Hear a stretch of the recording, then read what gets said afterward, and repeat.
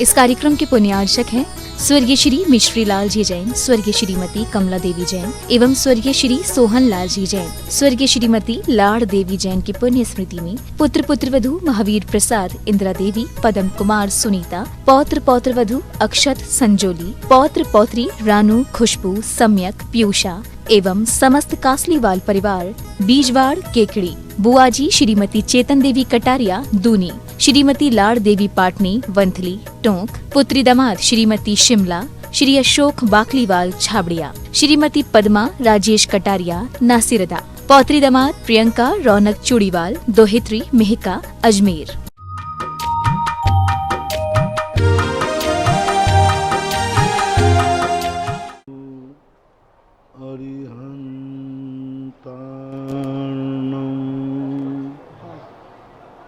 नमो सिद्धार्णं नमो आयर्याणं नमो वज्रायाणं नमो लोये सवसाहूर्णं।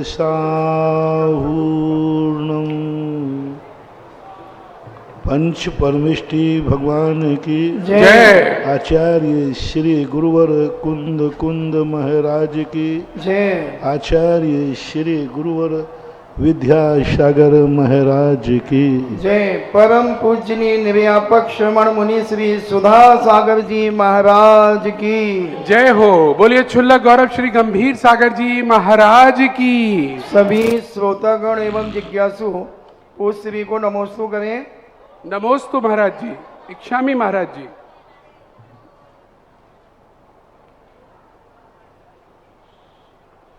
Engineer Pankaj Jain बाबा राजस्थान से पूछते हैं, नमोस्तु महाराज जी, कंजूस व्यक्ति के दिल में पुण्य का बीज कैसे बोएं जिससे पुण्य रूपी वृक्ष मोक्ष फल से महक उठे और भावी पीढ़ियां भी वृक्ष को कैसे सिंचित करें? कुछ दिन पहले हमने कहा था उसकी कंजूसी ही उसके पाप कर्म का उदय, क्योंकि वह धन उसे पुण्य नहीं करने देगा, उसकी कंजूसी उसे धर्म नहीं करने देगी, क्योंकि वो धन कहता है कि तू पुण्य में काम करेगा तो तेरी दुर्गति कैसे होगी। तो कभी कभी पुण्य किसी की दुर्गति कराने के लिए कंजूस बना देता है, पाप की तरफ प्रेरित कर देता है। तुम्हारी किस्मत तुम्हें खुद गलत रास्ते पर ले जाती है, क्योंकि तुमने किस्मत को ही गलत बनाया है। बनाने वाले तुम खुद हो। इसलिए उसके उपाय तो एक ही कि जिस दिन उसे तत्व दृष्टि प्राप्त हो जाए और वो कहे कि मैं कंजूसी के कारण से हमारे पास जो शक्ति है, धन है, वैभव है, इसको मैं अच्छे कार्य में ही लगाऊंगा, ऐसी तत्व दृष्टि उसको जाग जाए तो उसका वो पापानुबंधी पुण्य पुण्यानुबंधी पुण्य में परिवर्तित हो सकता है। अतिशय जैन मुजफ्फरनगर से पूछते हैं, नमोस्तु महाराज जी, श्री हरिवंश पुराण जी में बीच में सर्ग में विष्णु कुमार मुनि की कथा आई है। जब उन्होंने 30वां पग हवा में उड़ाया तब देवों ने राजा बलि को बंदी बना लिया और वहाँ श्री विष्णु कुमार मुनि के बामन बनने का भी कोई उल्लेख नहीं है, जबकि हमने सुना था कि विष्णु कुमार मुनि बामन के रूप में राजा बलि के पास गए थे। कथा में है, बराबर है। जब वो प्रथम बलि के पास पहुँचे तब बामन रूप में ही पहुँचे थे।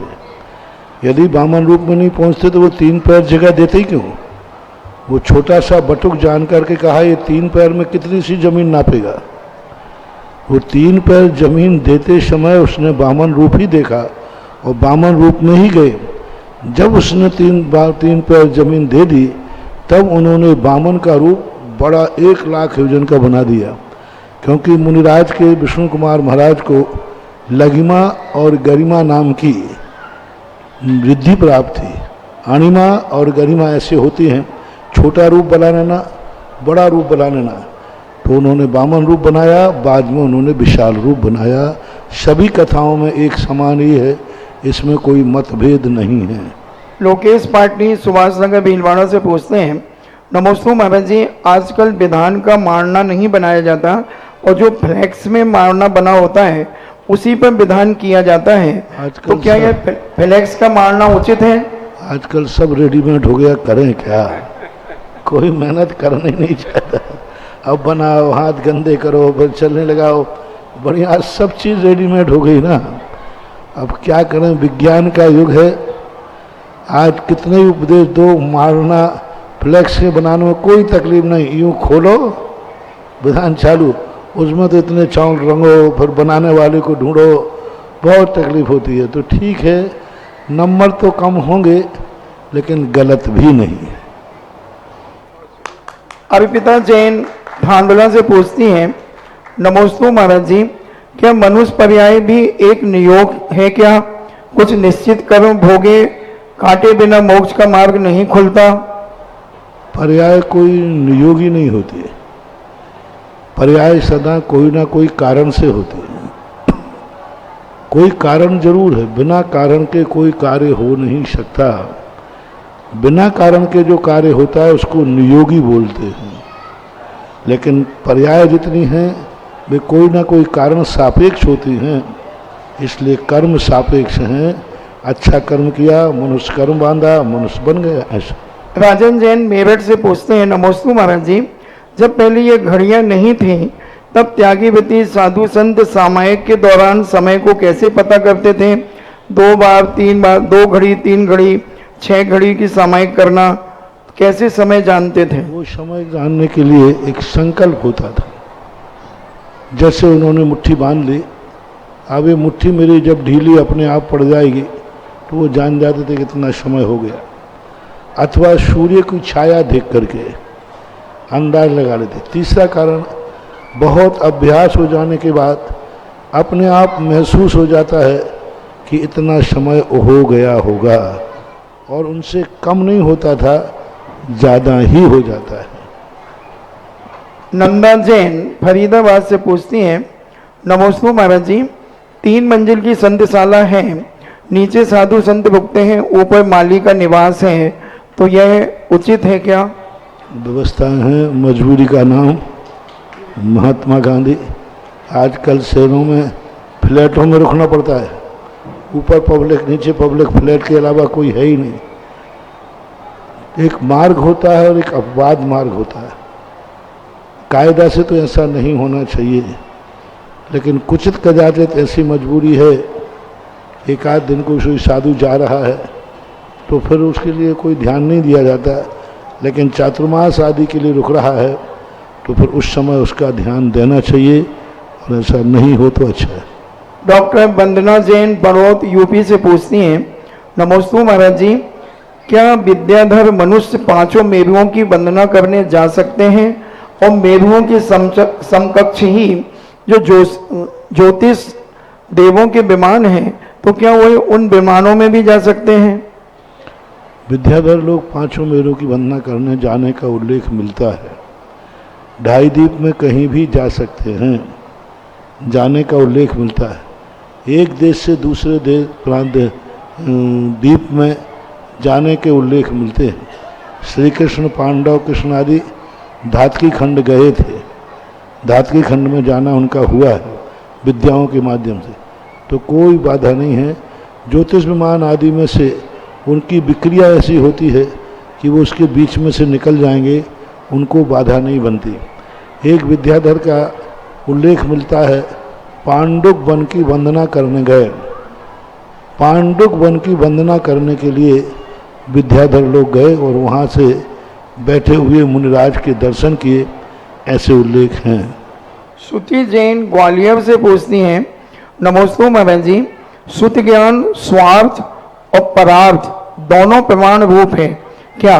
और शुद्ध ज्ञान सभी तर्क और कौन कौन से ज्ञान प्रमाण रूप है?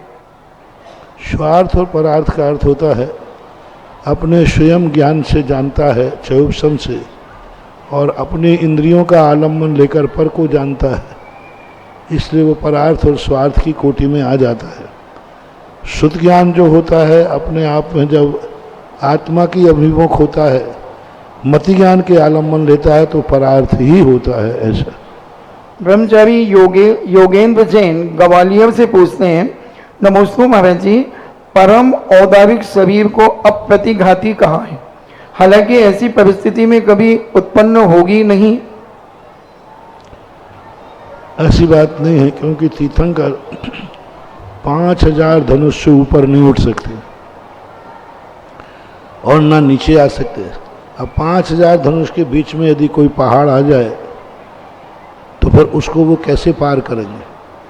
तो उनका वो शरीर है, उसमें से भेदन करके चला जाएगा, किसी प्रकार की बाधा नहीं होगी, ऐसा मानना चाहिए। अनीता जैन रामगंज मंडी से पूछती हैं, नमोस्तु महाराज जी, 5 इंद्रियों से उत्पन्न होने वाले सुख जो अनेक आकुलता का कारण है, हम जानते भी हैं कि जिस प्रकार हलाहल यानी जहर को खाने वाले के प्राण नाश को प्राप्त हो जाते हैं, इस प्रकार समझना, फिर उनसे कैसे बचें, क्योंकि ग्रस्त में रहकर तो छोड़ना मुश्किल है। ये तो स्वरूप का चिंतन करने से ही संभव है। व्यक्ति के मन के अंदर भय और प्रीति, परमार्थ के प्रति प्रीति और संसार के प्रति भय से ही छूट सकता है। और पहले तत्व दृष्टि रखें, एकदम छोड़ देने से भी आकुलताएं हो जाती हैं, कसाय बढ़ जाती है।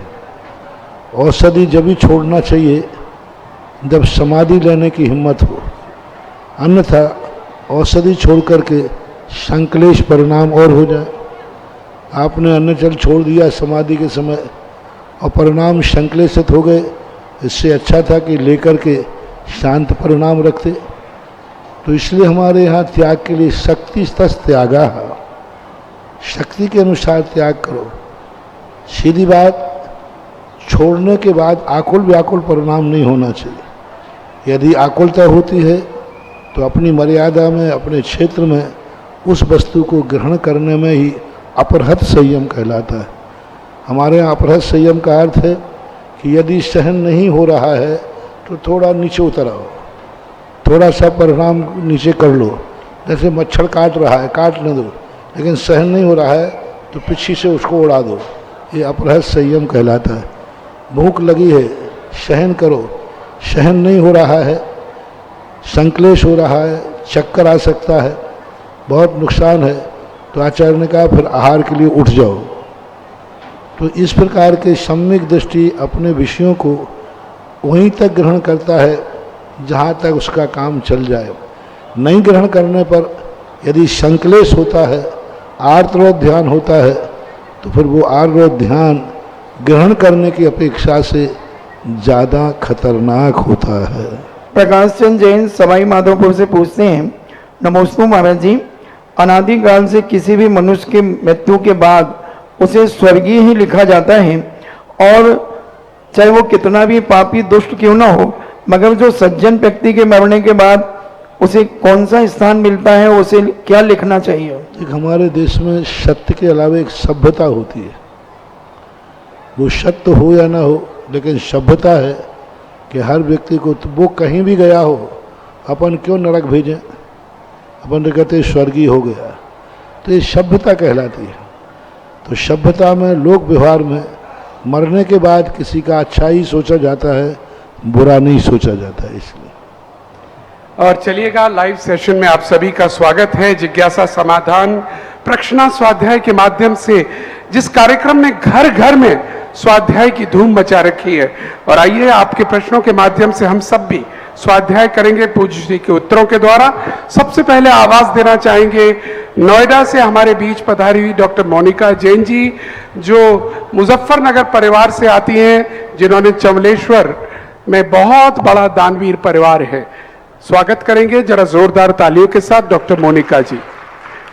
हृदय वेदी पर विराजमान मम गुरुदेव श्री सुधा सागर महाराज के चरणों में मेरा और नोएडा समाज की ओर से कोटिशय नमोस्तु भगवन, नमोस्तु नमोस्तु। श्री गंभीर सागर जी महाराज के चरणों में बारंबार इच्छामी इच्छामी इच्छामी। हे गुरुदेव, पापानुबंधी पुण्य, पापानुबंधी पाप, पुण्यानुबंधी पुण्य और पुण्यानुबंधी पाप, इसके विषय में हम गृहस्थ किस प्रकार से समझें, किसी उदाहरण के माध्यम से समझाने का। जय गुरुदेव। पापानुबंधी पाप का तो कोई उल्लेख मिलता नहीं। पापानुबंधी पुण्य और पापानुबंधी पाप। जो पुण्य का उदय में पाप करने का भाव आवे वो पापानुबंधी पुण्य है। जैसे किसी को लाख रुपया बचे, उसको जुआ खेलने का भाव आ रहा है, शराब पीने का भाव आ रहा है, तो पुण्य के उदय से तो लाख रुपया बचे, लेकिन उसके पाप करने के भाव आ रहे हैं। इसको बोलते हैं पापानुबंधी पुण्य। पुण्य तो आया है लेकिन पाप का अनुबंध करा रहा है। पुण्यानुबंधी पुण्य कहता है लाख रुपया बचे हैं तो चलो किसी धर्म कार्य में लगाते हैं, किसी अच्छे कार्य में लगाते हैं, ऐसा भाव आया तो पुण्य के उदय में उसने पुण्य करने की बात की, ये पुण्यानुबंधी पुण्य कहलाता है। आप पापानुबंधी पाप मान सकते हैं।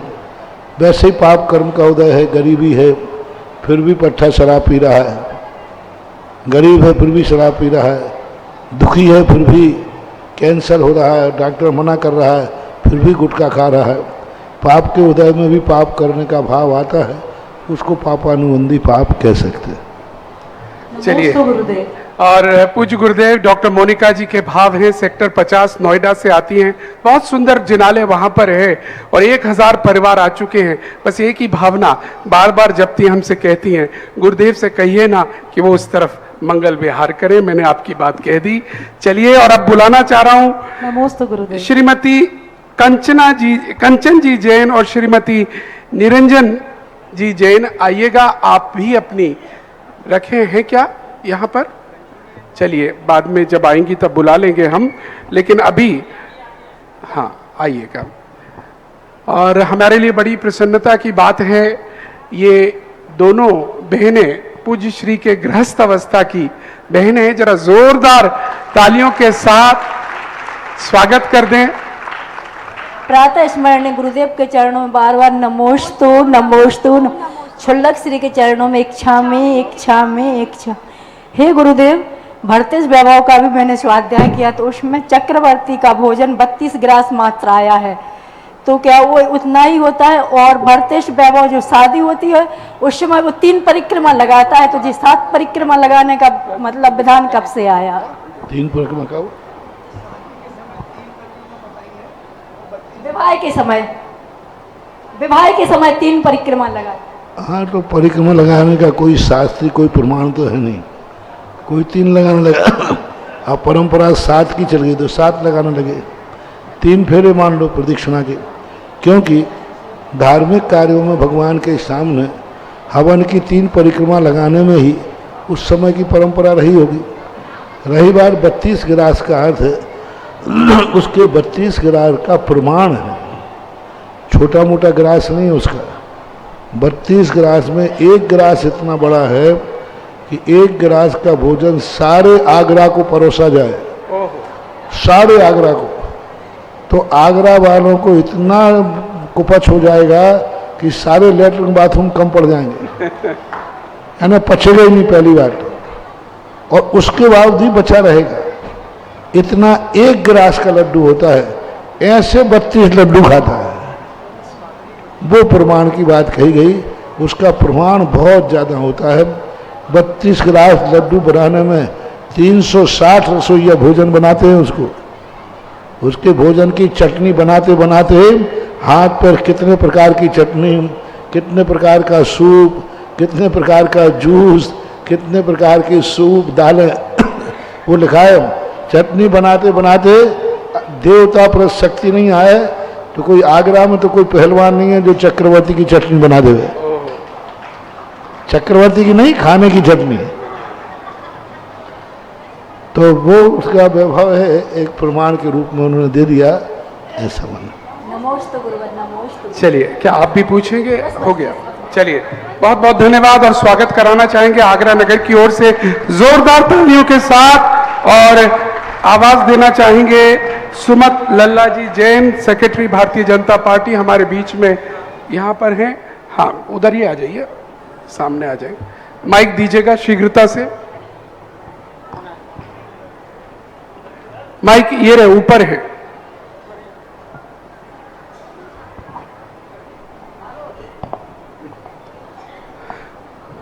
नमोस्तु महाराज, नमोस्तु महाराज, नमोस्तु।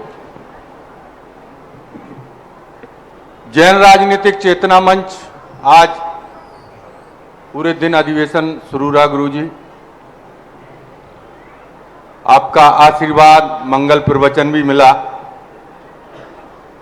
मैं सारे जैन समाज के लोगों से यही कहना चाहता हूं कि गुरुजी का आदेश सबको मान्य होता है और मानेंगे, लेकिन जैन समाज में मैं जैन राजनीतिक चेतना मंच के नाम से काफी मैं महाराष्ट्र में घूम रहा हूं और आपका अब आशीर्वाद मिल गया है तो मैं और ऊर्जा आपसे, मेरे को आपका आशीर्वाद प्राप्त हुआ, उसमें और काम करूंगा। लेकिन जिज्ञासा ये है कि जैन समाज को इस बात को मानना जरूरी है और मानना चाहिए। और हमने जितना कह दिया है ना, इतने कोई साधु की हिम्मत नहीं है कह दी। अब इतने पर भी यदि जैन समाज नहीं सुधरे तो जिसकी जैसी होनहार होगी सो, कितना बोला कितना कहा। आज राजनीति से धर्म नीति की रक्षा, हिंसा का अर्थ प्राण लेना ही नहीं होता। हिंसा का अर्थ होता है अहिंसा की रक्षा के लिए मरना पड़े, मारना पड़े तो मरते आते हैं व्यक्ति, हमारे यहाँ आता है। तो इस प्रकार की जो नीतियां हैं, आज धर्म नीति राजनीति से रक्षित है, सैनिक से मुनि सुरक्षित है, मुनि से सैनिक नहीं। आज हमने कहा कि कितने सैनिक हैं जो हिंसा कर रहे हैं तब अपन अहिंसा की बात कर पा रहे हैं। तो इसलिए आज राजनीति का कानून ऐसा बन गया प्रजातंत्र की अपेक्षा से कि हमें प्रजातंत्र का लाभ लेना चाहिए। हम तो राजतंत्र के अधिकारी थे। हमने कहा ना, हमें तो राजनीति बसियत में मिलना चाहिए थी, लेकिन प्रजातंत्र के कारण से अंतिम सम्राट चंद्रगुप्त हुए, उसके बाद से जैन राजा पूरे राष्ट्रीय रूप नहीं हो पाया। तो अब ये सब चीज़ें समाज को चेतना पड़ेंगी। नहीं चेतेंगे तो बर्बाद होंगे, नहीं चेतेंगे ठोकर खाएंगे। हमने स्पष्ट कह दिया, धन कमाने के पहले धन की सुरक्षा करना आना चाहिए। मुनि बनने के पहले मुनि पद की सुरक्षा आना चाहिए। मकान बनाने के पहले मकान की सुरक्षा करना आना चाहिए। परिवार बसाने के पहले परिवार की रक्षा करने की हिम्मत आना चाहिए। ये सारे सूत्र मैंने समाज को दोपहर में दिए हैं। शायद लाइव हुआ हो, नहीं हुआ हो तो उसकी कैसेट बनाकर चला देना है। लाइव था महाराज जी। नमोस्तु महाराज, नमोस्तु। और आज का जो राजनीतिक मंच पर पूज्य श्री ने प्रवचन दिया था मध्याह्न में, वैसे लाइव हुआ था। आप हो सकता ऑफिस में उस वक्त नहीं हो तो YouTube पर आज का जाइएगा। जैन राजनीतिक मंच के कार्यक्रम में पूज्य श्री के प्रवचनों के अंश को अवश्य सुनिएगा, यह हमारा विनम्र अनुरोध है। और अब आवाज देना चाहेंगे बड़ौत से अंजलि जी जैन आए और अपने प्रश्न को रखें। अंजलि जी बड़ौत।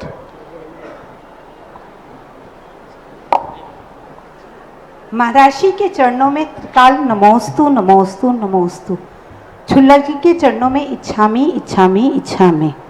महाराज जी, मेरी जिज्ञासा है, क्या सभी प्रकार के कर्म बंध का कारण है और कर्मों की उत्पत्ति कैसे होती है? कर्म बंध का कारण नहीं होता, कर्म से बंध होता है।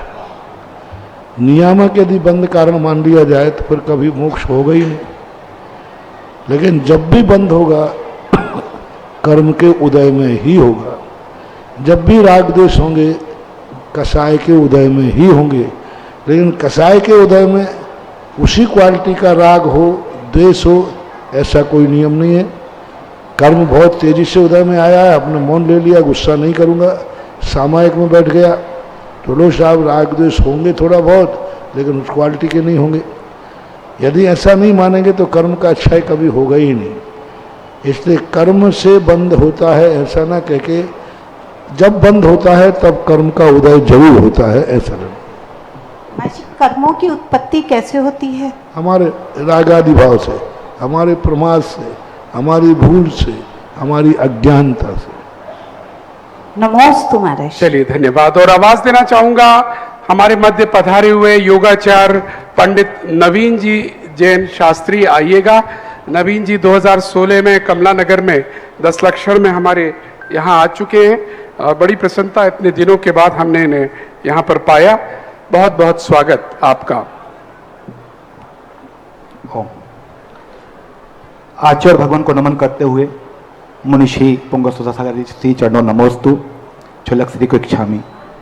महर्षि, आज आपका सुबह का अद्भुत प्रवचन और दोपहर का अद्वितीय भूतो न भविष्यति राजनीति क्षेत्र का प्रवचन, उसको लेकर एक आचार्य उमा स्वामी महाराज का मंगलाचरण याद आया, मोक्ष मार्गस्थ नेता।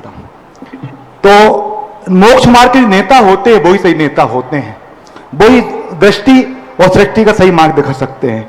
मासी, क्योंकि आचार्य श्री से पहली प्रतिमा के व्रत शुरू किए हैं, तो हम प्रतिमाधारियों के लिए और त्यागी वृत्तियों के लिए कि कैसे हम समाज में धर्म के साथ साथ राजनीतिक क्षेत्र में, क्योंकि मैं योग का काम पूरे देश में कर रहा हूं लगभग 25 वर्षों से गुरुदेव के आशीर्वाद से, तो कैसे इसके माध्यम से समाज में जागरण लाएं और जो राजनीति को गलत रूप में देखते थे, जो राजनीतिक व्यक्ति इसको बाहर करो, धार्मिक व्यक्ति को अंदर करो। तो जो मंदिरों में राजनीति हो रही है, या धर्म होना था और धर्म यहां होना था, वहां राजनीति वहां से गायब है, वहां धर्म के नाम पर राजनीति हो रही है। तो द्वंद्व सब जगह चल रहा है। तो मासी, कैसे हम अपनी भूमिका निभाएं? नमस्ते मासी। ये राजनीति नहीं है, ये राजनीति की विकृति है। विकृति को यदि हम राजनीति कहते हैं तो राजनीति तो विकृति है। कोई मुनिराज यदि गलत कार्य कर रहे हैं तो वो श्रमण संस्कृति नहीं है, उसकी विकृति है। आज जो मंदिरों में राजनीति हो रही है, राजनीति नहीं है, ये विकृति कहलाती है। और देश में भी जो गड़बड़ हो रहा है वो विकृति है। वास्तविक जो राजनीति है, यदि राजनीतिक विकृति होती तो हम आज ये नहीं बोलते आई लव यू राजनीति। हाँ, भारत राष्ट्र यदि बुरा होता तो हम भारत से प्यार नहीं करते। राजनीति बहुत अच्छी चीज़ है। जिंदगी जीने के लिए जितनी धर्म नीति जरूरी है उतनी राजनीति, राज अनीति लिखा है कि राजनीति लिखा है? नीति। नीति का अर्थ क्या? अच्छी। राज की व्यवस्था बनाने के लिए जो नीतियां निर्धारण की जाए वे बुरी कैसे हो सकती हैं? राजनीति ग्रंथ तो साधुओं ने लिखे हैं। राजनीति ग्रंथ सारे साधुओं के लिखे हुए हैं। जितने राजा महाराजा थे साधुओं के पास अध्ययन किया।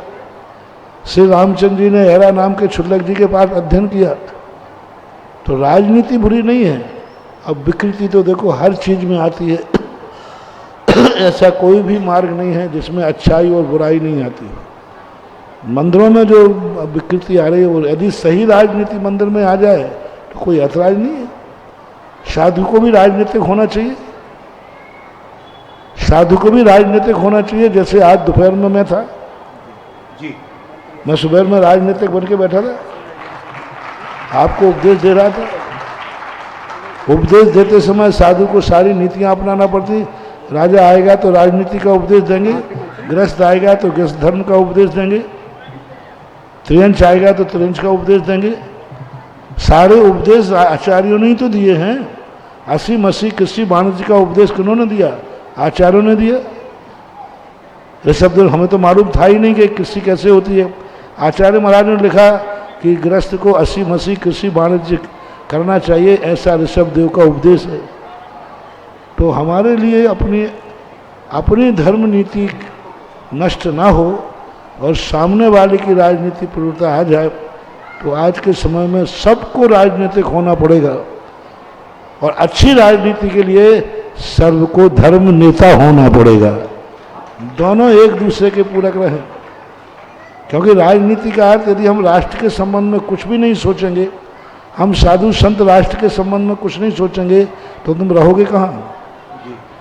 आज यदि हम सैनिकों के भलाई नहीं सोचें, हम सैनिकों को आशीर्वाद न भेजें तो वो लोग कितना बड़ा अन्याय हो जाएगा जी। आज किसी ने कहा महाराज जी कारगिल में युद्ध चल रहा है, आप सैनिकों ने आशीर्वाद मंगाया है, मैं क्या करूं? भेजें कि नहीं? देना पड़ेगा। देना ही पड़ेगा। नहीं मैं नहीं देता हूँ, मैं तो अहिंसक हूँ, मैं तो माला फेरता हूँ। हाँ फेर लो माला। सैनिक कह रहा है आशीर्वाद नहीं है तो मैं युद्ध नहीं लड़ूंगा। किसी जिद सैनिक ने जिद कर ली महाराज जी आशीर्वाद भेजें लड़ने का तो लड़ूंगा, नहीं तो मैं नहीं लड़ूंगा। जो वो नहीं लड़ा उस सैनिक घुस आई अंदर, अब कर लो सामाई। तो हमें सैनिक को भी आशीर्वाद देना पड़ेगा, राजा को भी आशीर्वाद देना पड़ेगा। हम स्वयं कुछ चीज़ें ऐसी हैं जो की नहीं जाती, कराई जाती। कुछ कार्य ऐसे हैं जो कराए नहीं जाते, अनुमोदना की जाती। कुछ कार्य ऐसे हैं जो सामने वाले को रोका नहीं जाता, जैसे रक्तदान। अब रक्तदान के लिए हम कुछ नहीं करेंगे, मना करेंगे नहीं, हजारों की हत्याएं हो जाएंगी, मौत हो जाएगी। यदि मैं कह दूं कि रक्तदान न देना है और न लेना है, बोलो कितना विनाश। कल्पना करो, आप लोग तो देखते रहते हो, कितने जीव आज ही मर जाएंगे। यदि मैंने कह दिया रक्तदान देना नहीं, रक्तदान लेना नहीं, कितने संसार में कितने जीवों की हत्या हो जाएगी, कितने प्राण चले जाएंगे। तो फिर क्या करें? नहीं, हम ना मना करेंगे ना हाँ करेंगे। ये तुम्हारी सामाजिक व्यवस्था है, उसको करने के लिए कोई बाधा नहीं है। ऐसा नमस्ते। और इसी श्रृंखला में आवाज देना चाहेंगे मेरठ से श्रीमती सोनिया जी, जो कि श्रीमती शीला जी विनोद जी मुजफ्फरनगर परिवार से ही हैं। बहुत बहुत स्वागत। आज सभी बहनें एकत्रित हैं, पूरा परिवार यहीं पर है जी। हृदय वेदी पर विराजमान मेरे गुरुवर के चरणों में मेरा और मेरे पूरे परिवार का कोटि कोटि नमोस्तु नमोस्तु।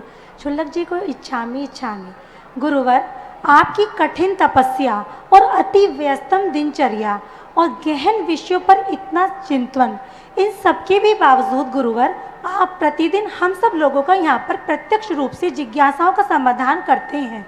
अब मेरे मन में जिज्ञासा हर पल ये रहती है कि गुरुवर, ये कौन सा चमत्कार या आपका कौन सा जादू है कि आप आगरा में बैठे हो या आप कहीं भी बैठे हैं और मुझ जैसे लाखों करोड़ों भक्तों के हम जहाँ जहाँ भी रहते हैं, हर समस्या का समाधान पल भर में आपका नाम स्मरण करने से ही हो जाता है। हम वहाँ रहते हैं तब भी अपनी समस्या का समाधान नहीं जुटा पाते, आपका नाम लिया और आपकी आवाज़ तुरंत कान में आती है, अरे डर क्यों रही है, देख वहाँ ये सामान रखा है, तिजोरी की चाबी खो गई, हम ढूंढ नहीं पाए, आपने बताया खिड़की के पीछे पड़ी है, जाकर ले लो। तो ये कौन सा चमत्कार है गुरुवर? प्लीज जिज्ञासा का समाधान कीजिए, कौन सा जादू है आपका?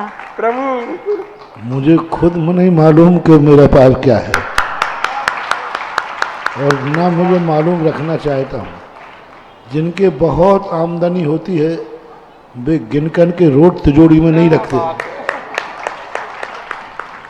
गिन करके वे नोट तिजोरी में रखते हैं जिनके मुश्किल में 2-4 रुपया आए हैं। यहाँ क्या गिनना, क्या शक्तियों को गिनना, कौन कर रहा है, कौन सी शक्ति कर रही, लेना देना क्या है। आगे इतनी कमाई है, पीछे की गिनती में कौन लगे, क्यों लगूं?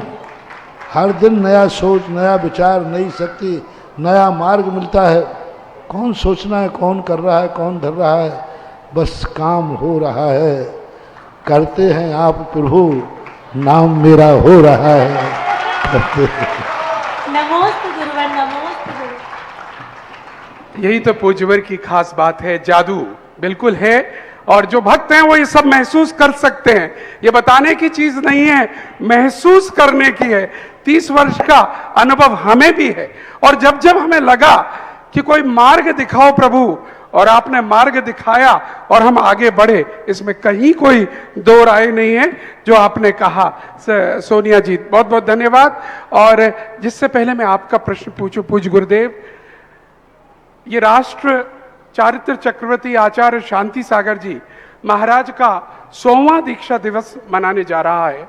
इस अवसर पर आपकी मंगल उपदेश, कार्य योजना और हम सबको कैसे ये दीक्षा का आयोजन आगे तक, पूरे वर्ष तक हम मनाते रहें, इस पर भी हमें मार्गदर्शन दीजिएगा। कुछ महापुरुष ऐसे होते हैं जिनका जीवन वो अपने लिए चलते हैं, लेकिन पीछे आने वालों के लिए वो रास्ते बन जाते हैं। पूज्यवर शांति सागर महाराज उन कटीली राहों में चढ़े जहाँ रास्ते ही नहीं थे। रास्ते थे तो वे धूमिल होते गए, रास्ते थे तो उन कांटों से भरे हुए थे, लेकिन पूज्यवर ने जो साहस किया उसकी बदौलत है कि आज सारे भारत में दिगंबर मुनि देखने में आ रहे हैं। वो हमारे पितामह हैं, हम उनका वंशज हैं। और पूज्यवर शांति सागर महाराज ने 600 साल 700 साल पुरानी धूमिल रास्तों को, कंक्रीट रास्तों को चल करके ऐसे रास्ते बनाए कि आज कितने साल हो गए, उसके बावजूद ये रास्ते बिल्कुल ऐसे दिख रहे हैं जैसे पूज्यवर ने आज ही साफ करके हम बच्चों के लिए खेल दिया। हम बच्चों में ताकत नहीं थी ऐसे कांटे सहन करने की जो उन्होंने किया। वो एक सच्चे आर्ष परंपरा के थे, आर्ष परंपरा उन्होंने धारण की। शांति सागर महाराज को कई पूज्यवर को कई लोग छोटा करना चाहते हैं, उनको पंथवाद से बांधना चाहते हैं, उनको कई अपनी स्वार्थ की पूर्ति के लिए अपने बनाना चाहते हैं। लेकिन पूज्यवर शांति सागर महाराज श्रमण संस्कृत के वे सूर्य थे जिन्होंने आज तक वो किसी पंथ से नहीं बंधे, वो पथ से बंधे हुए थे। उनका पंथ पर विश्वास नहीं था, पथ पर विश्वास था। उन्होंने आर्ष परंपरा की घोषणा की थी कि जो 28 मूल गुणों का निर्दोष पालन करता है वही आर्ष परंपरा वाला है, बाकी सब अनार्ष परंपरा वाले।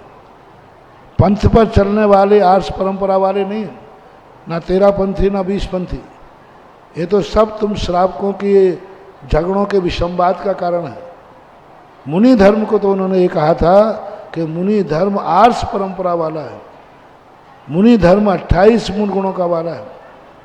तो ऐसे आर्ष परंपरा की स्थापना करने वाले, जिस आर्ष परंपरा में निर्दोष मुनिचर्या है, पूज्यवर शांति सागर महाराज को कई लोग पंथवाद में घसीटते हैं कि महाराज इसके थे, महाराज 20 पंथी थे, महाराज ये पंथी थे।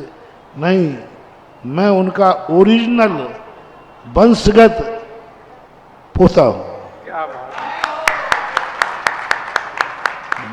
और मैं उनके वंश का हूँ। मैंने पूरा अपनी बल्दियत को कौन नहीं जानता। पूज्यवर शांति सागर महाराज ने वो एकता का शंखनाद किया, ना उन्होंने किसी का विरोध किया ना समर्थन किया। तुम ग्रस्त हो, तुम जानो तुम्हारा काम जाने, हमारा तो आचार चर्या का पालन करने वाले हैं। इसलिए आचार्य शांति सागर महाराज की आज हम अनेकों बार प्रसंग आने पर बहुत अच्छी अच्छी प्रशंसाएं निकलती हैं। हमारे नेचर में क्या है, चला करके पूछो तो कुछ नहीं बोल पाऊँ और अनायास इतना बोलूं कि शायद घड़ी कम पड़ जाए। तो सहज में निकलते हैं भाव। और कई बार मैं पूज्यवर के संबंध में बोल चुका। आज पूज्यवर की कितनी कठिनाइयाँ उन्होंने सहन की, आज उनका ऋण, उनका उपकार हम लोगों के ऊपर बहुत अनंत अनंत उपकार है। क्योंकि आगे नेता की कमी होती है, प्रजा की भीड़ की कोई कमी नहीं होती है। वो आज हमारे शिव के नेता थे, उन्होंने साहस किया और साहस करके आज जो देश में श्रमण संस्कृति का झंडा फहरा रहा है, आज जो हम आज़ाद होकर के सामायिक कर रहे हैं, आज आज़ाद होकर के हम बिहार कर रहे हैं, ये सारा का सारा श्रेय पूज्यवर चारज चक्रवर्ती आचार्य शांति सागर महाराज को जाता है। उनके चरणों की वंदना, उनके चरणों की रज, मैं तो उनके चरणों के सामने, उनकी तपस्या, उनकी साधना, उनकी प्रभावना के सामने मैं तो उनके चरणों की धूल हूँ। और वह धूल मेरा सौभाग्य है कि उन्होंने जिस मार्ग की स्थापना की, आज उस मार्ग पर मैं चल रहा हूँ। मुझे उस बात पर गर्व होता है जो पूज्यवर अकलंक स्वामी ने लिखा, नेमीचंद महाराज ने भी लिखा, शिष्य गुरु पर उपकार, गुरु शिष्य पर उपकार करता है दीक्षा आदि दे करके, लेकिन शिष्य गुरु पर क्या उपकार करे।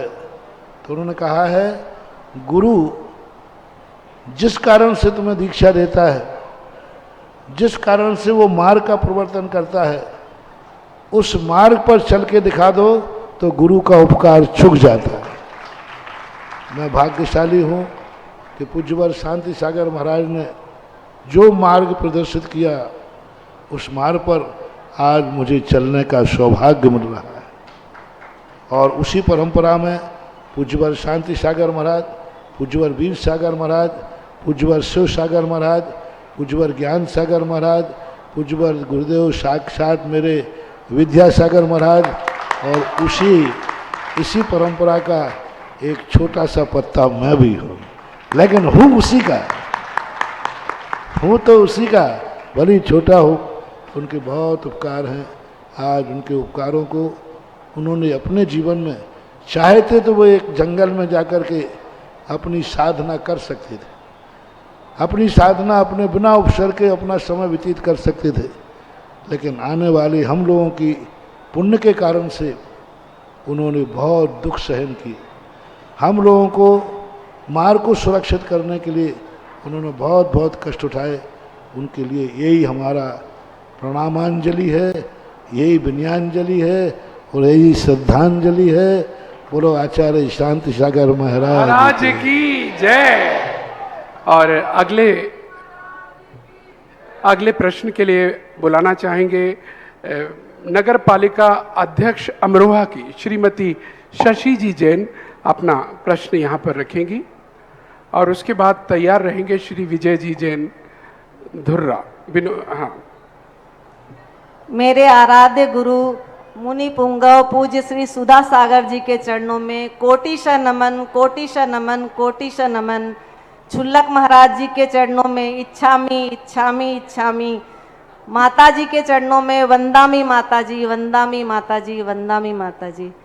गुरुदेव, मैं शहर की प्रथम नागरिक होने के नाते मैं आपसे ये जानना चाहती हूँ कि मुझे सभी लोग धर्मों के कार्यक्रमों में मुझे जाना पड़ता है, क्योंकि मेरा जाना जरूरी होता है। तो मुझे मेरे मन में कभी कभी विकल्प उठता है कि क्या मैं सही कर रही हूँ, तो मैं आगे के लिए कर्म तो नहीं बांध रही। गुरुदेव, मेरी शंका का समाधान कीजिए। आपकी शंका की जिज्ञासा ही तो मैंने आज दोपहर में किया है। नहीं, वो तो आपने आज बता दिया था। जैनी को नेता बनना है, और नेता का जो धर्म होता है वो सर्वव्यापक होता है। जैनी का धर्म अंदर है और नेता का धर्म बाहर है। नेता का धर्म, प्रजा का जो धर्म है वही नेता का धर्म है। प्रजा के लिए, हमारे लिए, तो आप लोगों को जो प्रजा की स्थितियाँ बनना पड़ती है वह प्रजा के अनुकूल आपको चलना ही पड़ेगा, प्रजा की अनुकूलता बनाना ही पड़ेगी। लेकिन वही धर्म यदि आप अंतरंग में अपना लेते हैं तो फिर दोष के भागीदार हो। नहीं, मैं कहा पढ़ती रहती हूँ। अपना अंदर का उसका कोई धर्म नहीं, पढ़ने से कोई फर्क नहीं पड़ता। पढ़ने में नमाज भी पढ़ लेना तो कोई बात नहीं है, नेता के लिए सब छूट है। लेकिन जब जाप देने बैठो तो जाप नमोकार मंत्र का ही देना, नमाज का नहीं। नमोस्तु गुरुवर, नमोस्तु गुरुवर, नमोस्तु गुरु। चलिएगा, और आदरणीय भाई विजय जी मंत्री अशोकनगर अपनी बात को रखेंगे। परम पूज्य आध्यात्मिक संत निर्यापक श्रमण मुनि पुंगव सुधा सागर जी महाराज के पावन पुनीत चरणों में, परम पूज्य गंभीर सागर जी महाराज के चरणों में। एक मिनट, नेता के लिए राष्ट्रपति जैसा होना चाहिए, नेता के लिए राज्यपाल जैसा होना चाहिए। राज्यपाल किसी पार्टी का है क्या? नहीं। राष्ट्रपति किसी पार्टी का है क्या? नहीं। सर्वव्यापक है। लेकिन वो वोट डालता है कि नहीं? डालते। तो एक ही पार्टी को डालता है कि सभी पार्टियों को? एक पार्टी। तो बस जब वोट डालने की बात आवे तो तुम्हारी पार्टी एक है, और जब राज्यपाल की गद्दी पर बैठो तो तुम्हारा देश कोई पार्टी नहीं है, सब पार्टियां तुम्हारी। ऐसे ही होना चाहिए समय दृष्टि के लिए। परम पूज्य गुरुदेव के पावन पुनीत चरणों में अशोकनगर समाज थूवंजी कमेटी का बारंबार नमोस्तु, नमोस्तु, धुर्रा परिवार का नमोस्तु। परम पूज्य गुरुदेव, आपकी छत्र छाया में इस एक पखवाड़े में भारतवर्ष की राजनीतिक रूप से जो सशक्त पीढ़ी है उसको मार्गदर्शन मिला। आने वाले 2 दिन बाद महिला सम्मेलन, राष्ट्रीय महिला सम्मेलन यहाँ होने जा रहा है, और इसी पखवाड़े में 21, 22, 23 तारीख को पाठशाला सम्मेलन के साथ 12 वर्षीय कोर्स सम्मेलन होने जा रहा है। ये गुरुदेव ऐसा समय है कि देश भर की तीनों पीढ़ियां, बच्चों से लेकर बूढ़ों तक आप कृपा दृष्टि बरसा रहे हैं। गुरुदेव अशोकनगर में पाठशाला में 750 बच्चे पढ़ते हैं, लेकिन हम लोग अब जब भ्रमण कर रहे थे तो देखने में ये आता है कि कमेटियां पाठशाला को सपोर्ट नहीं करती, समाज के पदाधिकारी पाठशाला को सपोर्ट नहीं करते, और जो बेटियां हमारी वहां पढ़ाती हैं उनको भी अन्य क्षेत्र में अशोकनगर के आसपास की और भी बात कहीं करें तो वो वहां सपोर्ट नहीं मिलता। गुरुदेव, ऐसे में संस्कार की श्रृंखला श्रावक शिविर से तो आप देश भर की युवा पीढ़ी में बढ़ा रहे हैं, इन बच्चों में संस्कार के लिए कैसे बढ़ेगी? आपका मार्गदर्शन और आशीर्वाद प्राथमिक है। परम पूज्य गुरुदेव। पाठशाला अधिवेशन में इसको बताऊंगा। देखो, माँ बाप को चिंता पहले होनी चाहिए। माँ बाप जागेंगे तो समाज जागेगी, और समाज जागेंगे तो कमेटियां जागेंगी। पहले माँ बाप को जागना है कि वो बच्चे को पाठशाला में पढ़ाना चाहते हैं या नहीं। यदि माँ बाप ये संकल्प कर लें कि हमारा बच्चा पढ़ना चाहिए, तो माँ बाप के संगठन का नाम ही तो समाज है। जय हो, जय हो। फिर सारे माँ बाप बैठ करके फैसला करें, समाज है, और समाज ही तो चुनती है कमेटियों को। तो समाज चाहे कि कमेटी में निर्णय रख दे कि जब तक पाठशाला भवन नहीं बनेगा, पाठशाला चालू नहीं होगी, जिसके एजेंडे में ये रहेगा उसी को हम समाज चुनेंगे। तो वे वोट लेने वाले नेता तो अपने आप पाठशाला बनाते फिरेंगे, उनको पाठशाला से मतलब नहीं, उनको जीतने से मतलब। लेकिन माँ बाप और माँ बाप से समाज, समाज हंगामा करे, समाज चाहे तो क्या नहीं हो सकता। माँ बाप खुद नहीं चाह रहे हैं, सबसे गलती माँ बाप की है। माँ बापों को जगाओ और फिर समाज अपने आप जागेगी। समाज जागेगी तो कमेटियों को कार्य करना ही पड़ेगा, करेंगे, करना ही चाहिए। नमोस्तु गुरुदेव, नमोस्तु नमोस्तु नमोस्तु। चलिएगा, और मैं अनुरोध करूंगा आज हमारे यहाँ पर मुख्य अतिथि के रूप में पधारी नीति आयोग की सदस्य श्रीमती अर्चना जी जैन से कि आएं और वो अपनी जिज्ञासा करें, और मित्रों जोरदार तालियों से उनका स्वागत करना।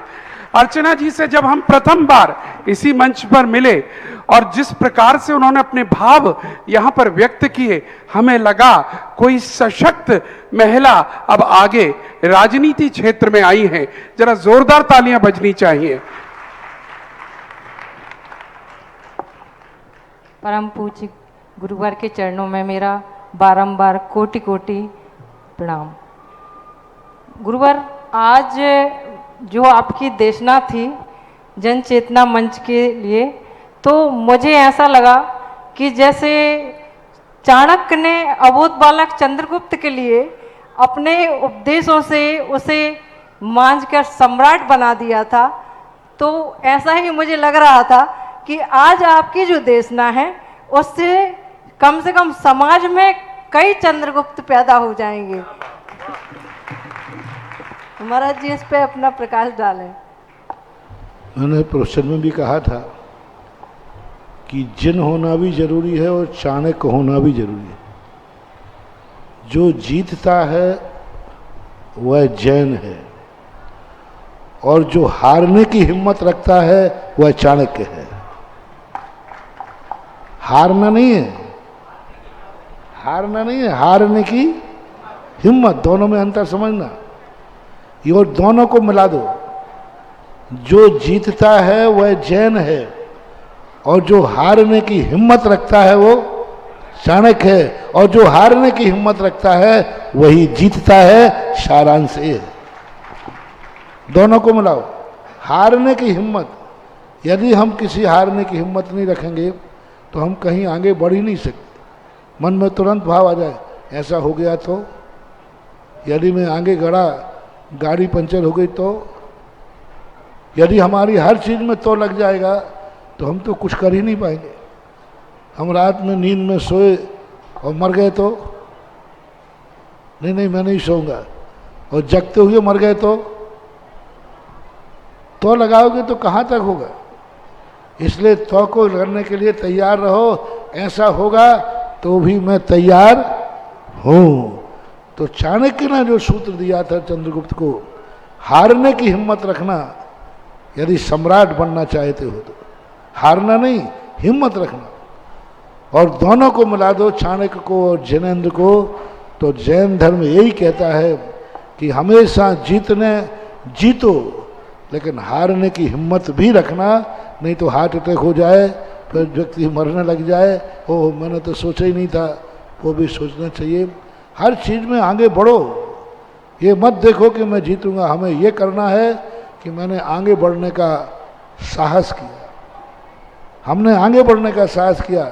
जानता था मंगल पांडे कि मेरी मौत निश्चित है, मेरी मौत, जैसे मैं इंकलाब जिंदाबाद बोलूँगा मेरी मौत निश्चित है, लेकिन वो कहता है मरना निश्चित है, लेकिन गर्व है कि मैं इंकलाब जिंदाबाद कह के मरा है। इसी प्रकार कम से कम हमने कदम तो बढ़ाया, कम से कम हमने साहस तो किया।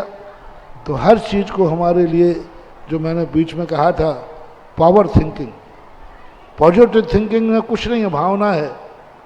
पॉजिटिव थिंकिंग हम लोग अपनाते हैं, तुम लोग पावर थिंकिंग अपनाओ। हम तुम्हें रैकी देंगे, तुम आगे बढ़ो। हम तुम्हें भावना देंगे, तुम आगे बढ़ो। हम आशीर्वाद देंगे, तुम दौड़ लगाओ। पावर थिंकिंग दौड़ना, साधु के पास पॉजिटिव थिंकिंग होती है। ये आशीर्वाद क्या है? पॉजिटिव थिंकिंग, और कुछ नहीं, आशीर्वाद है पॉजिटिव थिंकिंग।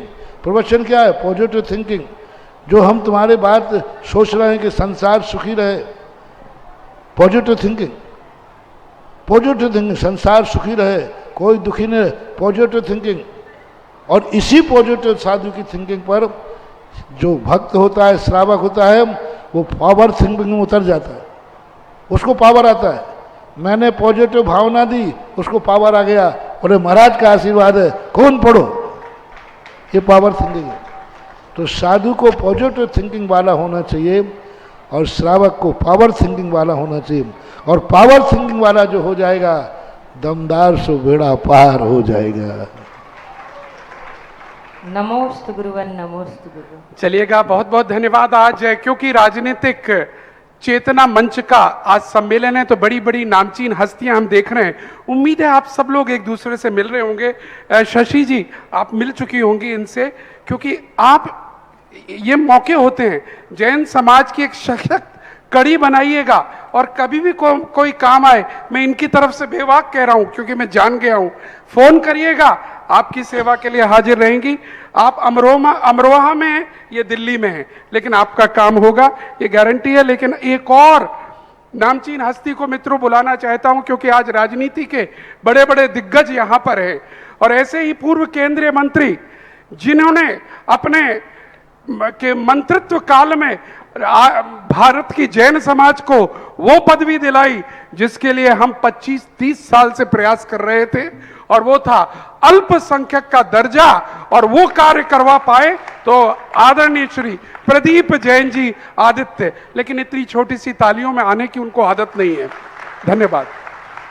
पूज्य गुरुदेव के चरणों में नमोस्तु करता हूँ। पूज्य छुल्लक जी को इच्छामी करता हूँ।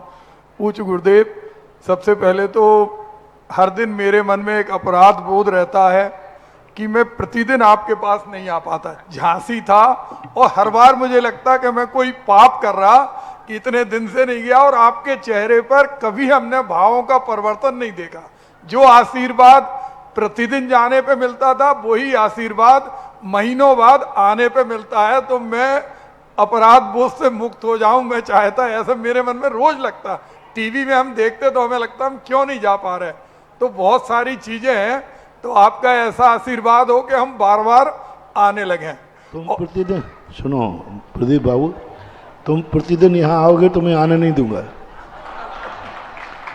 ना। मैं तुम्हारे पास प्रतिदिन जाऊंगा, ना तुम मेरे पास प्रतिदिन आओगे, क्योंकि तुम प्रतिदिन मेरे पास आओगे तो नेतागिरी कौन करेगा, देश की सेवा कौन करेगा। और मैं तुम्हारे साथ लग गया तो तुम मुझे संभालोगे कि जनता को संभालोगे। इसलिए तुम पावर थिंकिंग में रहो, मैं तुम्हारे पीछे पॉजिटिव थिंकिंग दे रहा हूँ। तुम यहाँ नहीं हो तो भी मेरा आशीर्वाद है, एडवांस में है। जैसे मैंने कहा, सैनिक भली मुझे नमोस्तु नहीं कर रहे हैं, सैनिक को नहीं पता कि महाराज कहाँ हैं, वो तो अपने कर्तव्य में रखे हैं, लेकिन पीछे से उस सैनिक पर मेरे आशीर्वाद की छाया है। वो हमें नमोस्तु करने में लगे कि वहाँ युद्ध में लगे। उसको तो सामने दुश्मन बैठा है। तो कुछ लोगों को बिना नमोस्तु के आशीर्वाद दिया जाता है। जो कर्तव्य में लगे हों, कार्य में लगे हों, उनका नमोस्तु का इंतजार नहीं किया जाता, उनको बिना नमोस्तु का आशीर्वाद दिया जाता है। इसलिए जाओ, तुम कार्य में लगे रहो, बिना नमोस्तु का तुम्हें दोनों हाथ से आशीर्वाद है। गुरुदेव, एक आज आपने इतना अच्छा दिशा दी। एक सवाल था कि सारे राजनीतिक दल पहले जातिवाद की बात नहीं करते थे, अब सारे राजनीतिक दल खुले मंच से एक बात करने लगे कि इस जाति की इतनी संख्या है, उनको हम इतनी भागीदारी देंगे। हम लोगों की संख्या उंगलियों पे गिनने वाली है और वो जनगणना में कभी हम लोग करोड़ों में नहीं पहुंच पा रहे।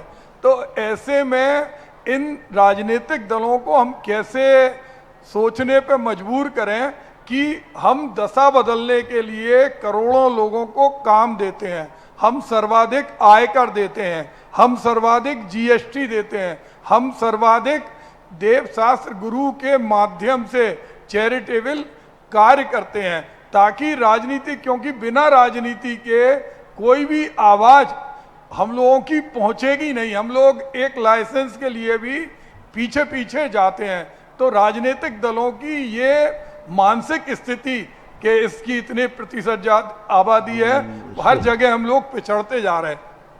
इसके लिए हमने प्रवचन के बीच में कहा था, हम जाति के कारण से तो वोट नहीं ले सकते हैं, टिकट नहीं ले सकते हैं, लेकिन हम वोटों का समीकरण बनाएं कि जैन के पास इतने वोट हैं।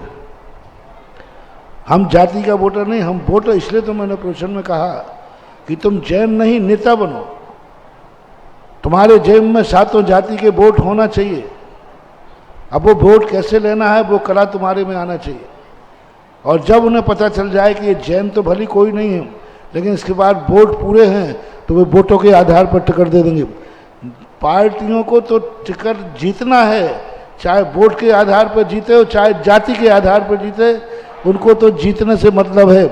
तो अपने पास ऐसी कला करी जाए कि हमारे पास जाति की संख्या तो नहीं है, लेकिन वोटों की संख्या मेरे पास है। और जब वोटों की संख्या तुम्हारे पास हो जाएगी, तो वो टिकट वोट के आधार पर देने लग जाएंगे। और ये तो अपन के पास कला होना चाहिए। सरकार डाल तो अपन पात। आज उन्होंने कहा कि हम जाति के आधार पर वोट देंगे, अपन चमत्कार दिखाओ, हम वोटों के आधार पर टिकट लेंगे। मेरे पास इतने हैं।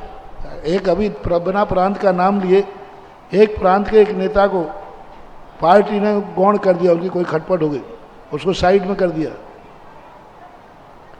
साइड में कर दिया, वो क्या करेगा? अंत में उन्हें पता चला इसके साइड में होके सारे वोटर साइड में हो गए, उसको फिर मुख्य बना दिया। अब व्यक्ति को साइड में कर दिया था, लेकिन जब देखा कि इनको साइड में करते ही विपक्ष जीत जाएगा, उसी को फिर बुलाकर के मुखिया बनाना पड़ा। तो ये कला राजनीति में आना चाहिए आप लोगों को। आप वोटों का समीकरण बनाओ, जाति का समीकरण अपने आप फैल हो जाएगा। और वो कला जैनी के पास तो बुद्धि खोपड़ी होना चाहिए कि वो जाति के समीकरण को बदल करके वोटों के समीकरण में बदल दे, और हरिजनों के मोहल्ले से जीत कर आए, मुसलमानों के मोहल्ले से जीत के आए, ब्राह्मणों के मोहल्ले से जीत के आए, उसका नाम है जैन। जाति के समीकरण से निकलते हुए वोटों के समीकरण की ओर हमें आना है। मित्रों, अगर आजादी से पहले पहुंचे, सर्वाधिक अगर जैन नाम आते हैं तो स्वतंत्रता आंदोलन में कूदे थे और आजादी मिली। वही सेवा भाव जब लोगों ने देखा, उन्हें चुना। कहते हैं 30-30 एमपी रहते थे, वो केवल नाम पर नहीं थे, काम पर थे। और जो पूज्य श्री कहना चाहते हैं, आज हम भुलाना चाहते हैं अपने पुराने लोगों को, लेकिन काम को भुलाना पड़ेगा, काम करना पड़ेगा, वोटों के पास जाना पड़ेगा, तब हम आगे बढ़ेंगे। ये सब जातियों के लिए बात है, ये जातिवादी कुछ नहीं है। जिस दिन हमारा व्यक्ति काम करने कूद पड़ेगा मोहल्ले के अंदर, उसी दिन उसके वोट उसके पीछे पीछे चलेंगे। पूज्य श्री का इशारा समझिए। अगर आप केवल अपने धन बल पर, नाम के बल पर, पूर्वजों के बल पर वोट चाहते हैं तो नहीं मिलेंगे। आगे बढ़िए, वोटों को साथ में चलिए। आइएगा। हम अब सबसे पहले अब बुलाना चाहेंगे टीकमगढ़ से श्रीमती शुभी जी जैन आए और अपना प्रश्न यहां पर रखें।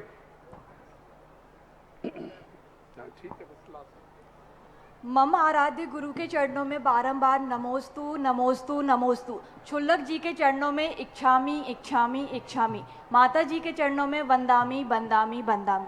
महाराज जी, आज जिस तरह से राजनीतिक चेतना मंच का आह्वान यहाँ से किया गया और लगातार लोगों से, जैन समाज के लोगों से भी कहा जा रहा है कि इस तरह से आप राजनीति में आगे आइए और जैन समाज के लोगों को बढ़ चढ़कर इसमें आगे आकर अपना हिस्सा लेना चाहिए। तो महाराज जी, मेरी जिज्ञासा ये है कि इसमें महिलाएं भी क्या आगे आ सकती हैं, और यदि हाँ तो उनकी भूमिका किस तरह से होनी चाहिए? अपनी कुवत को देखकर, अपनी हिम्मत को देखकर। मैंने पहले कहा, हारने की हिम्मत रखना, हारने के बाद रोने मत बैठ जाना। हारने के बाद पुनः जीतने की हिम्मत रखना, ये सारी हिम्मत की चीजें हैं। पावर थिंकिंग, हौसला यदि बुलंद है, महारानी लक्ष्मीबाई का यदि जिगर है, तो महिलाओं को युद्ध में उतरने की कोई मनाही नहीं। लेकिन इस प्रकार की हिम्मत होना चाहिए। सबसे बड़ी चीज है, अबला को अपने आप में ऐसा मानना चाहिए कि हमारी हिम्मत बहुत है, और प्रतिकूल परिस्थितियों को पहले विचार में रखना चाहिए। मेरा थिंकिंग है, और चाणक्य की भी यही नीति थी, कि किसी भी कार्य को नेगेटिव थिंकिंग की सोच करके चलना चाहिए। यदि ऐसा हुआ तो हम कहीं घबराएंगे तो नहीं। यदि हमारे जीवन कितने बार हो सकते हैं, कितने संकट आ सकते हैं, उन संकट से निपटने की हिम्मत यदि है, तो क्या महिला क्या पुरुष, बस संकट से निपटना आना चाहिए। यदि निपटने की हिम्मत हो तो हर कार्य के लिए तैयार रहना चाहिए। नमोस्तु महाराज। चलिए, बहुत बहुत धन्यवाद। अनेक प्रश्न और अनेक उत्तर यहाँ मिले, और लगता यह है कि बस यह सेशन चलता रहे। मित्रों, मैं आपकी नहीं कह रहा हूँ, अपनी बात कह रहा हूँ। जो ज्ञान यहाँ इस स्वाध्याय सेशन में मिलता है वो और कहीं नहीं मिलता है। लेकिन अभी आरती करेंगे, और कौन सौभाग्यशाली होगा परिवार जो यहाँ पर आकर आरती करने का सौभाग्य जिसे मिलेगा। 11,111 रुपये। प्रथम आरती के लिए अपने भाव अर्पित करें, 11,111 रुपये। शीघ्रता से अपने भाव अर्पित करें। दोनों तरफ से कोई भी परिवार, व्यक्ति, समूह कर सकते हैं। हाथ खड़ा कर दें जिनके भी भाव हो रहे हों। 11,111 रुपये। एक परिवार, श्री पुनीत जी चौधरी विदिशा आ जाइएगा। मुजफ्फरनगर परिवार आ जाए पूरा। दूसरी आरती के लिए 2 आरती आ चुकी हैं, हम पर 2-3 आरती का मौका और है। अगर किन्हीं के भी भाव हों, उन्हें मंच पर आकर मौका मिलता है। आइएगा, नाम बोल दीजिएगा, आप लिखते चलिएगा। हाँ, आ जाइए। तीसरा परिवार आ रहा है हमारे मध्य, शीघ्रता से आइएगा और नाम अवश्य बता दीजिएगा हमें आते ही। अच्छा, प्रदीप जी के भांजे। हमने अपने 1 मिनट में मैं प्रतिदिन देखने का प्रयास करता। मनोज जी जैसा संचालन अपने जीवन में नहीं देखा, न भूतकाल देखा, न वर्तमान में देखा। इतना डूब के, बहुत अच्छे ढंग से। और ये सब गुरुदेव की भी कृपा है, बिना गुरुदेव की कृपा के हो नहीं सकता। हंसते हुए बहुत पोलाइट। बिल्कुल, ये गुरुदेव की कृपा है। और आपको बता दूं, बात कही है तो गुरुदेव की मंच पर सबसे पहले बोला था 30 साल पहले। छोटा सा सांस्कृतिक संयोजक था, और तब भी गुरुदेव ने आशीर्वाद दिया था मुस्कुराकर, और आज उन्हीं की कृपा से आज ये योग्यता पाई है। चलिएगा, मेरे को नाम बोल दें। 3 नाम आ चुके हैं, चौथा नाम अगर कोई आ रहा हो। महेश जी, नाम आ गए आप पर, दीजिएगा। दीपक दीजिएगा। तीसरा अगर कोई नाम है, क्या कोई आ रहे थे? क्या नाम? राजू जैन जी। अच्छा, राजू जी तिजारा आप हैं। राजू जी बहुत भक्ति रखते हैं और पूज्य श्री के लिए सदैव यहाँ आते रहते हैं और बड़े भाव हैं इनके।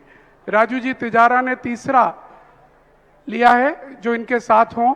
चौथे की भी व्यवस्था हो सकती है अगर हो। चलिए, आ जाइए। चौथा आ जाए, एक परिवार और है। भैया है ना तैयार? चौथा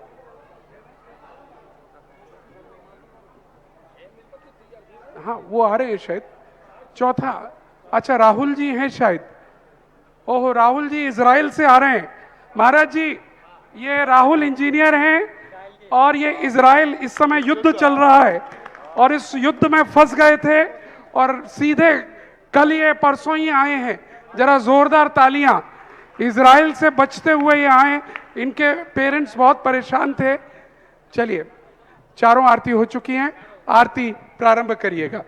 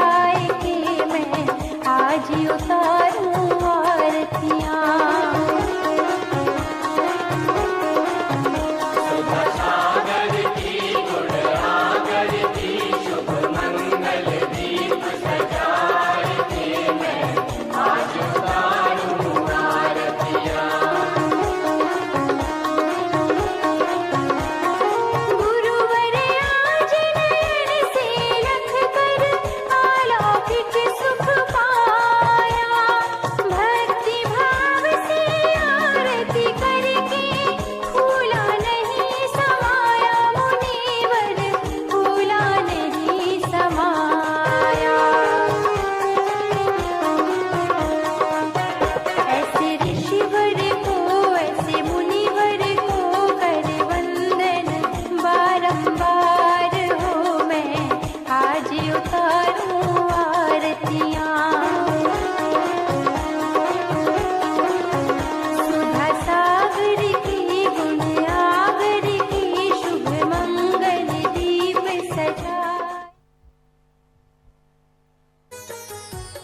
इस कार्यक्रम के पुण्यार्चक थे स्वर्गीय श्री मिश्री लाल जी जैन, स्वर्गीय श्रीमती कमला देवी जैन एवं स्वर्गीय श्री सोहन लाल जी जैन। स्वर्गीय श्रीमती लाड़ देवी जैन की पुण्य स्मृति में पुत्र पुत्रवधु महावीर प्रसाद, इंदिरा देवी, पदम कुमार, सुनीता, पौत्र पौत्रवधु अक्षत संजोली, पौत्र पौत्री रानू, खुशबू, सम्यक, पीयूषा एवं समस्त कासलीवाल परिवार, बीजवाड़, केकड़ी, बुआजी श्रीमती चेतन देवी कटारिया, दूनी, श्रीमती लाड़ देवी पाटनी, वंथली, टोंक, पुत्री दामाद श्रीमती शिमला, श्री अशोक बाकलीवाल छाबड़िया, श्रीमती पद्मा राजेश कटारिया, नासिरदा, पौत्री दामाद प्रियंका रौनक चूड़ीवाल, दोहित्री मेहका, अजमेर।